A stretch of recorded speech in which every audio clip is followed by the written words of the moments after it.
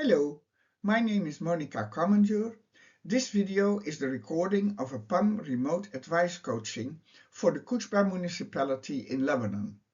The topic is vermicomposting for small farmers in order for them to use the organic waste of their farm for the benefit of the soil. The coaching consists of weekly video conferences in August and September 2024. This is part 6. It's about thermal composting in a tumbler. I made this in two halves. The first half is about how to use the tumbler. I inserted this chapter because thermocomposting in a tumbler can make composting far more flexible for a small farmer. Even though there are no worms in this type of composting, but I think it's important that you know more about it.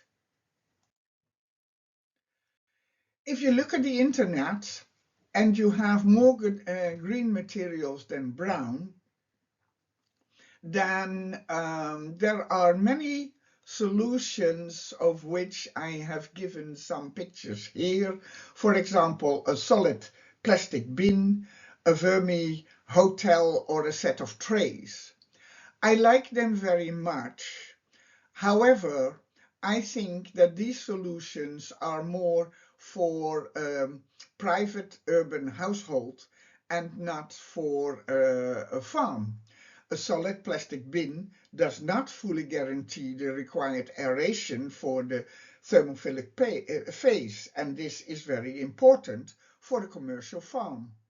Vermicomposting in a vermi hotel or a set of trays does not allow for hygienization at all. It is nice, but it's therefore only recommended for urban private use, and I will not go very deep into this. The alternative is a tumbler for the excessive green materials as well as for the daily green materials in your household. I have given 3 pictures as well over here. On the left side in the red square you see the handled tumblers, and on the right there is an electrical one. There is rather a price difference because the handled ones, the small ones, come at 300 to 400 euros, whereas a solid one goes up to maybe even 1,600. And even though the electrical ones on the right start at 3,000 euros, you really have to think about an investment of 30,000 to 90,000 euros. So that's a different question. I think that a hand tumbler is useful for small farms. They're aerated and insulated, and so I'm going to focus on those.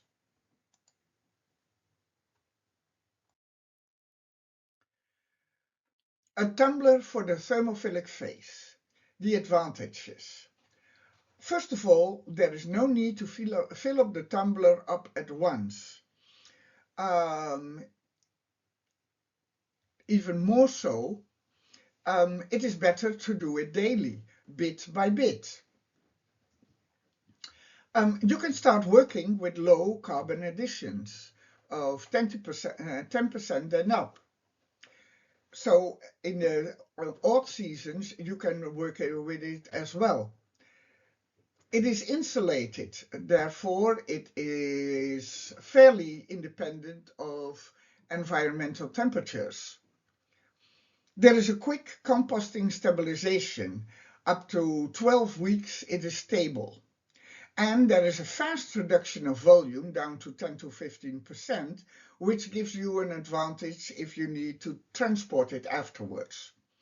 A combination of a tumbler and other systems allow for flexibility in compost types.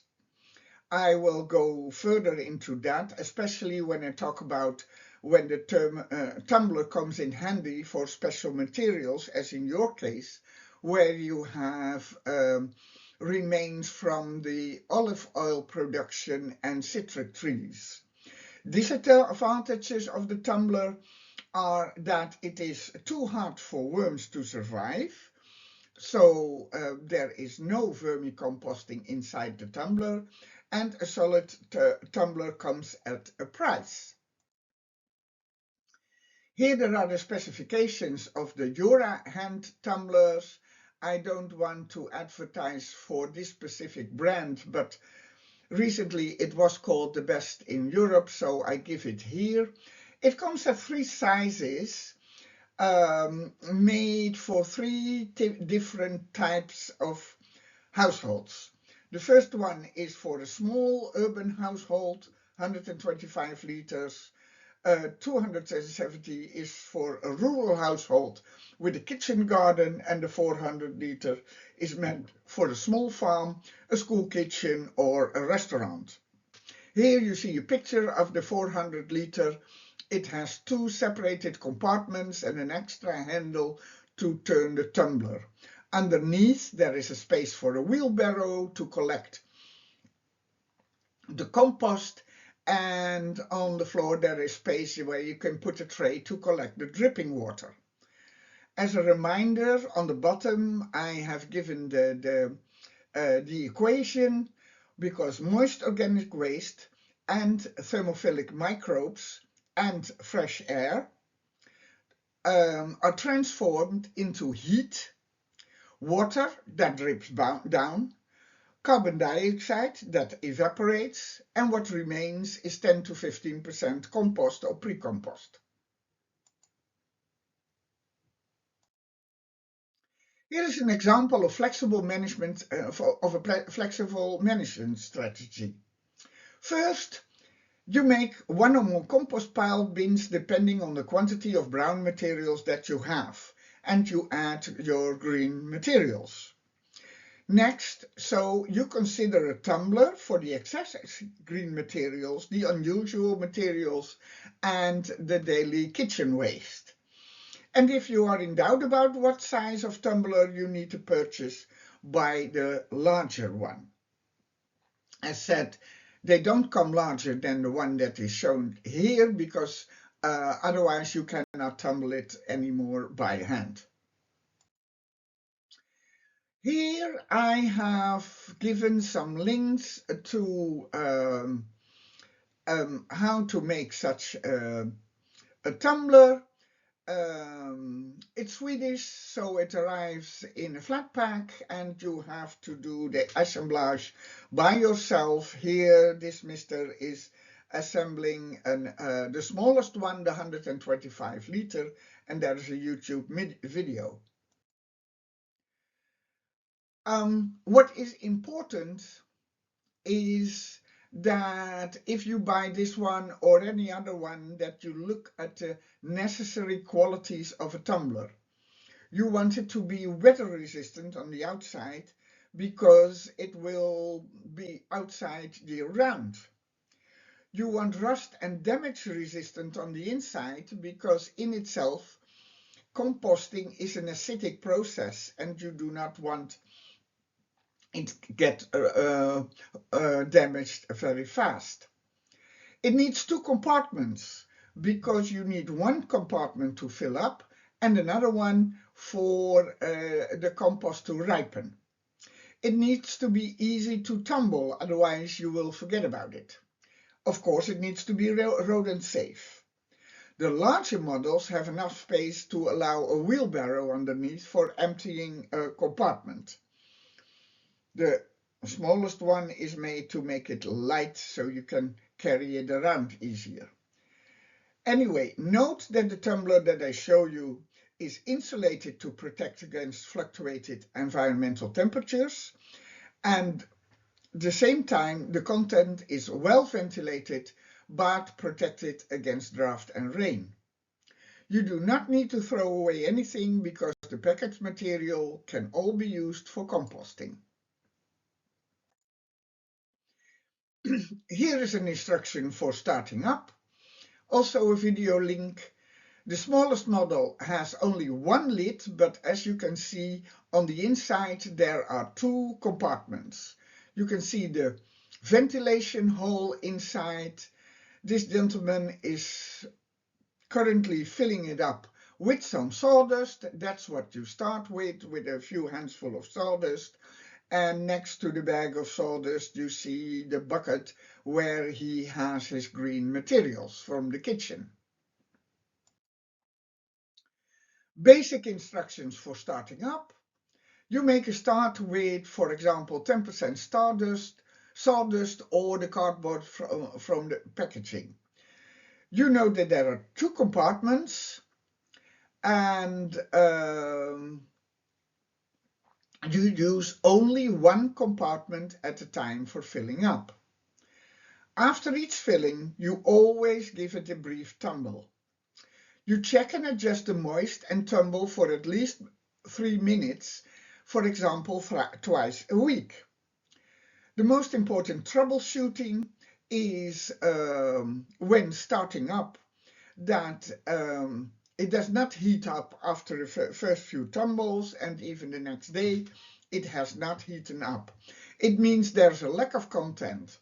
The solution is you fill a hot water jug with hot water, you close the jug very well, and you put it in the compartment, and that will help the thermophilic bacteria to start up. A second problem is a pungent acidic smell at the startup, and that may happen after several uses. It's an indication that there is something wrong with the ventilation and you need to clean the ventilation. Don't forget to keep record notes. I just want to mention that in product specifications, temperatures are often given in Fahrenheit, although it's sometimes not explicited. But when you read that temperatures of 145 to 160 degrees are easily reached, then you know it must be Fahrenheit, because what they mean is 55 to 70 degrees in Celsius. So here I have given the table. Also here in between there is another video about inspecting the results. On the right you see the gentleman inspecting the results in the one compartment, and as you can see in that compartment the compost is doing very well. It has a nice composition, although it is still a bit brownish. You want it darker for it to finish. Okay, about the records book, what do you note? There are two compartments. So about compartment number 1, you note the date you start and your date to finished filling up the compartment, the dates of opening, and about the amount of filling it with chopped materials. I don't mind whether you do it in liters or kilograms or bucket sizes or whatever. It's important that you know how much you've put in. The first few days you also note the date and the temperature until you are satisfied that it has ridden and it stays up stably. Every or about twice a week, you need to tumble for quite a while, for more than 3 minutes, maybe even longer. And when you do that, maybe it's wise to check also the moist and the temperature. If you have any observations about a problem and you have an interference for a solution, please note it down. After about 6 weeks, you can stop filling compartment number 1.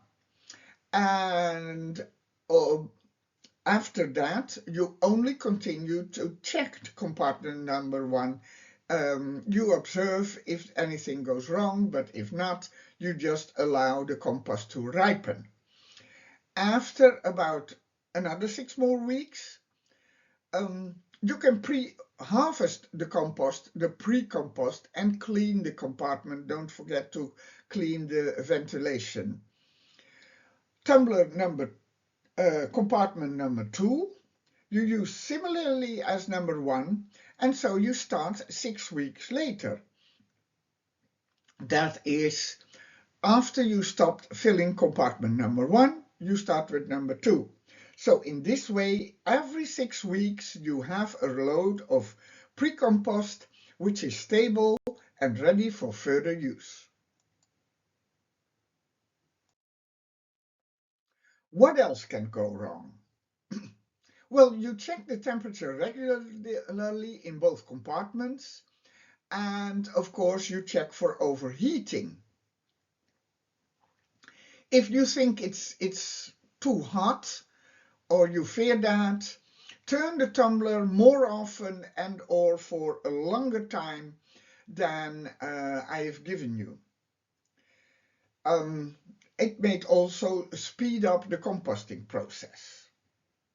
If the compost does not get hot enough, the decomposting process is slowed down.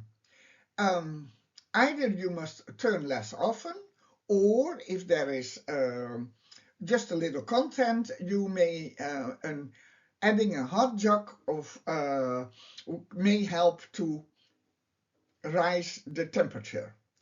Secondly, water wisely. Insufficient watering can reduce the temperature and thus slow down the decomposition. So it should be nice and moist. On the other hand, overwatering can also slow down the decomposition and it may attract flies. How to avoid or get rid of flies? Because as you all know, once you have flies somewhere, it's always very hard to get rid of them. Well, first of all, keep the tumbler lid closed and keep the area around the bin clean. If you have a tray for collecting the dripping water, then clean that tray also very carefully and regularly. Also, in the bin, if the flies are attracted towards the tumbler itself, add some brown materials and it will be less attractive for them. Okay, the result. I also already mentioned the word pre-compost, and I prefer the word pre-compost, and I hope that through the course it will be clear why I say that. But you have made important steps in this composting process, because while filling up, which was about 6 weeks of daily or regularly filling with green materials and once in a while a handful of brown materials or sawdust, it remained hot, usually close to 70 degrees.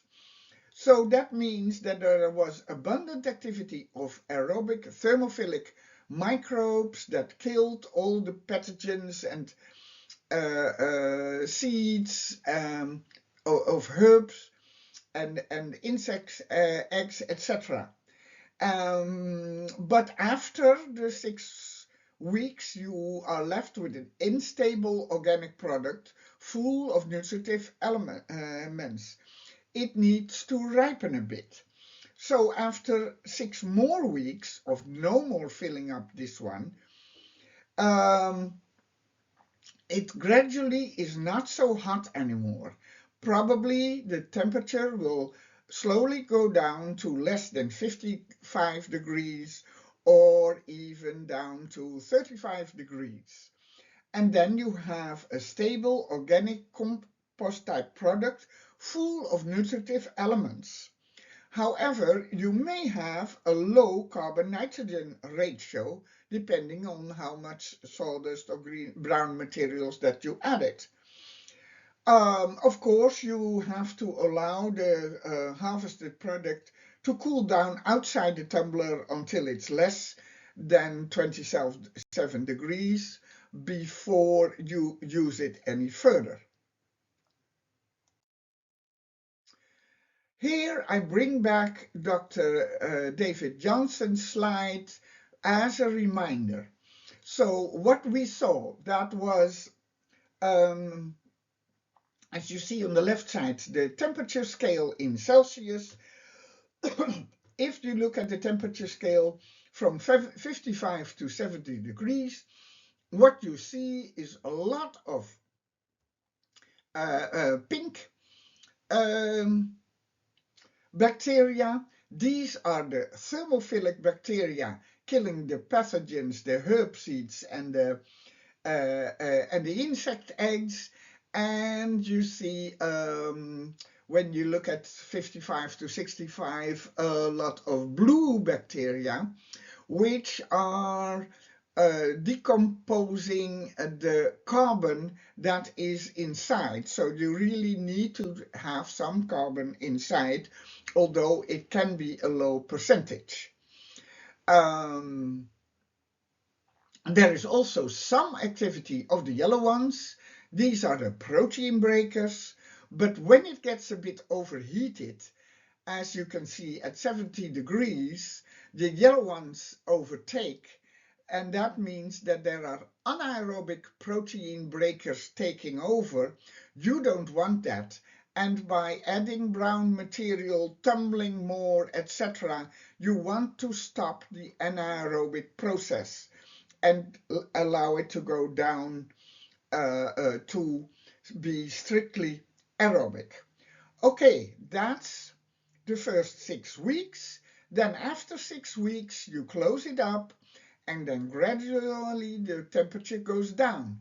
And there are the middle lines. The thermophilic bacteria are still very active, as you can see. Those are the pink ones. And here, the yellow ones are also very active. So that means that there is a lot of nitrogen breaking elements breaking down, protein breaking down, bringing nitrogen to the microbes. Also, there is some activity of the red ones and the additional colors, which are microbes that break down complex constructions. And here there is not so much carbon breaking down anymore. And here is the harvest of your tumbler.